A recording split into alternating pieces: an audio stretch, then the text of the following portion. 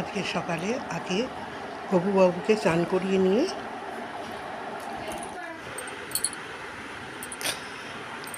গবুকে সাজাচ্ছি। দেখো গবুকে আমি সাজাচ্ছি।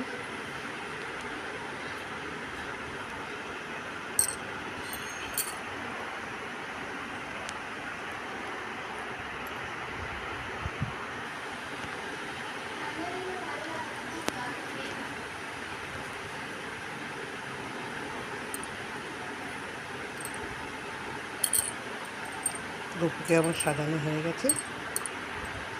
দেখো এবার গপুর সেবা দিয়ে দেবো।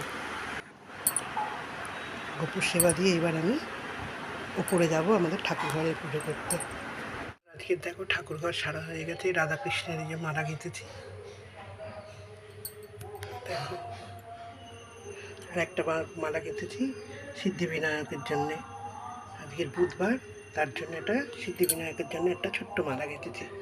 আমার ঠাকুরঘর সাজানো হয়ে গেছে।